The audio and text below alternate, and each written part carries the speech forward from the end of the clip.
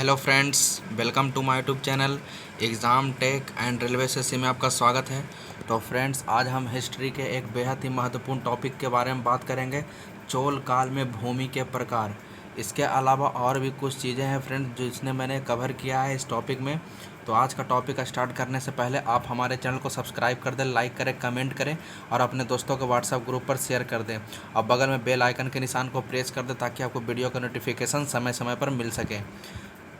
तो फ्रेंड्स, बढ़ते हैं आगे। चोल काल में भूमि के प्रकार, ये बहुत सारे आपको प्रतियोगी परीक्षाओं में पूछा जाता है चोल काल से संबंधित। और जिनको बीपीएससी मेंस या सिविल सर्विसेज के मेंस की तैयारी करना है, ठीक है, वो भी की हिस्ट्री पोर्शन से, तो इसमें महत्वपूर्ण भूमिका, ये वीडियो जो है महत्वपूर्ण भूमिका निभाएगी। ठीक है फ्रेंड्स, तो बढ़ते हैं आगे। चोल काल में भूमि के प्रकार क्या है, ध्यान दीजिए। देखिए फ्रेंड्स, फर्स्ट नंबर क्या है, ध्यान दीजिए, वेल्लन वगाई। ठीक है, वेल्लन वेगाई है फ्रेंड्स। ठीक है, वेल्लन वेगाई। तो वेल्लन वेगाई जो होता है फ्रेंड्स, वो क्या होता है, ध्यान दीजिए। गैर ब्राह्मण किसान स्वामी की भूमि, जो गैर ब्राह्मण होते थे, ठीक है, गैर ब्राह्मण किसान स्वामी की भूमि को कहा जाता था बेल्लन बेगई। ठीक है, तो आपको याद रखना है कि बेल्लन बेगई क्या होता था, गैर ब्राह्मण किसान स्वामी की भूमि को ही कहा जाता था। ठीक है, बेल्लन बेगई। ठीक है, चलिए आगे बढ़ते हैं, आगे ध्यान दीजिए। नेक्स्ट है फ्रेंड्स ब्रह्मदेय।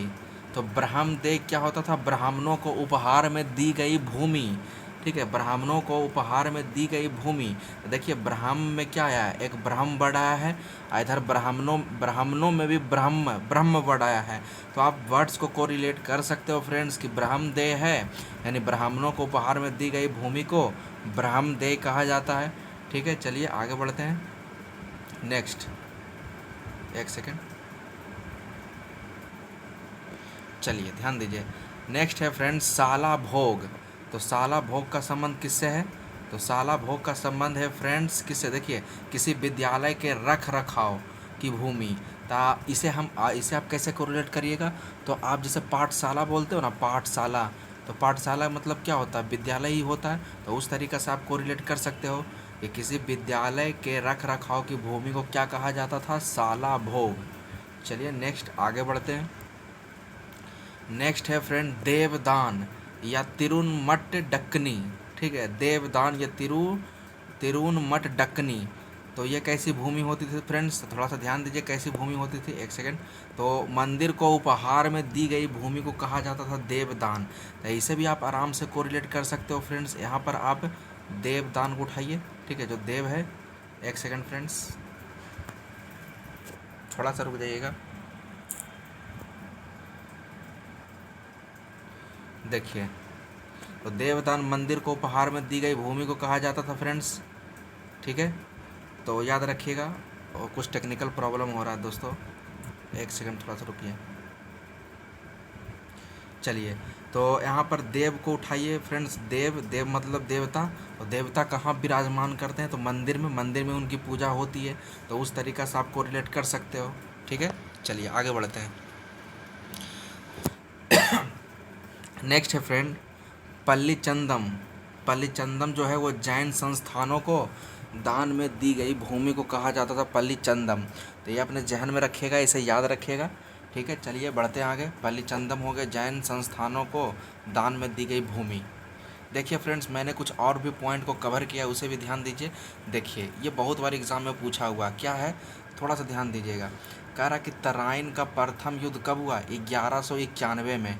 अगर आपसे ये पूछे कि किसके किसके बीच में हुआ, तो मोहम्मद गौरी और पृथ्वीराज चौहान के बीच में हुआ। ठीक है, जिसमें से विजयी कौन हुआ, तो पृथ्वीराज चौहान विजयी हो गया। तो इसमें से 3 क्वेश्चन निकलता है फ्रेंड कि डेट, तो 1191 में तराइन का किसके किसके बीच में हुआ, तो मोहम्मद गौरी और पृथ्वीराज चौहान के बीच में। विजयी कौन रहा, तो पृथ्वीराज चौहान। ठीक है, आगे देखिए। नेक्स्ट है फ्रेंड्स तराइन का द्वितीय युद्ध। तराइन का द्वितीय युद्ध कब हुआ था, 1192 में। ठीक है, 1192 में हुआ था। किसके किसके बीच में, तो मोहम्मद गौरी और पृथ्वीराज चौहान के बीच में हुआ था। ठीक है, और इसमें क्या है कि कौन जीता था फ्रेंड्स, तो मोहम्मद गौरी जीत गया था। ठीक है, धोखे से। ठीक है, तो आपको याद रखना है। ठीक है, चलिए नेक्स्ट आगे क्या है, आगे है फ्रेंड चंदावर का युद्ध।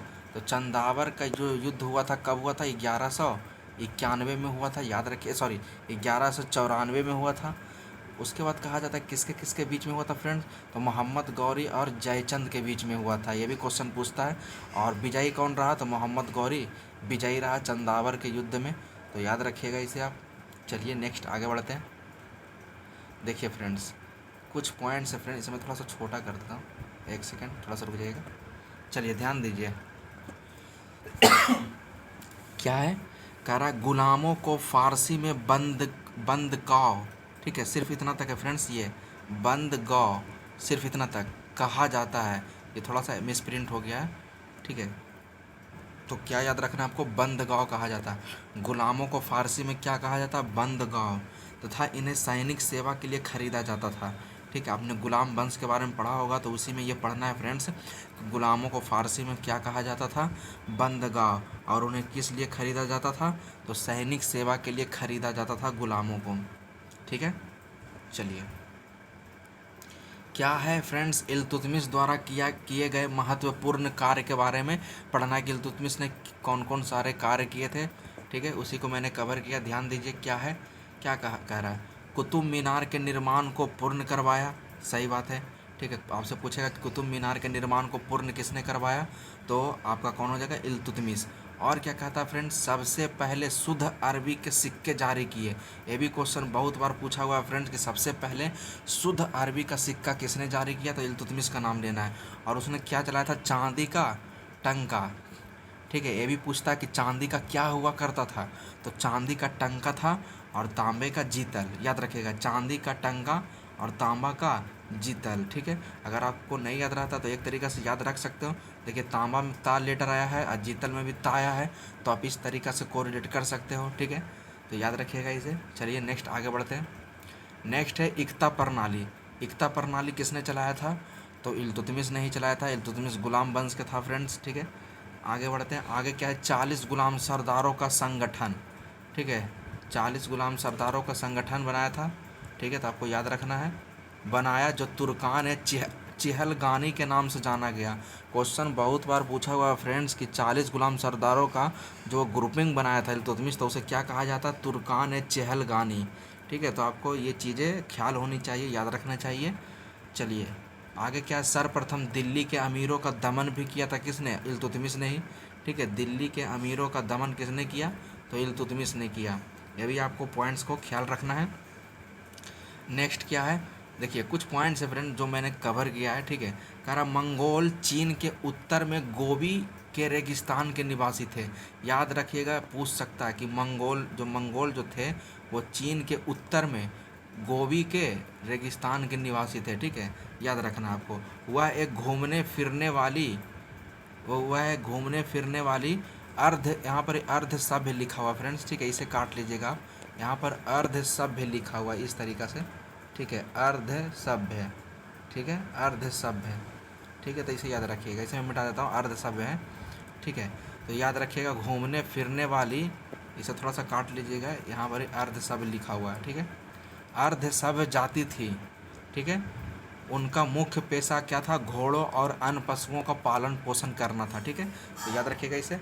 नेक्स्ट क्या है, वे बहुत गंदे रहते थे तथा सभी प्रकार का मांस खाते थे, कौन, मंगोल लोग, तथा उनमें स्त्री विषयक नैतिकता का सर्वथा अभाव था, ठीक है। वे लोग स्त्रियों के बारे में उतनी नैतिकता भरी जानकारी नहीं था उनको, ठीक है, मंगोलों को, ठीक है।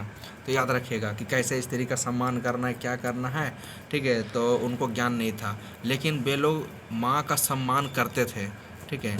वह विभिन्न कबीलों में बैठा करते थे, उन्हीं कबीलों में, ये कबियों नहीं लिखा हुआ फ्रेंड्स, यहाँ पर कबीलों लिखा हुआ, कबीलों, ठीक है, उन्हीं कबीलों में से एक में 1163 ईस्वी में तैमूचीन उर्फ चंगेज खान का जन्म हुआ, ठीक है, तो याद रखिएगा 1163 में उसका जन्म हुआ था चंगेज खान को, उसे और भी एक नाम से पुकारा जाता है, क्या नाम से पुकारा जाता है, तैमूचीन, याद रखिएगा, ठीक है।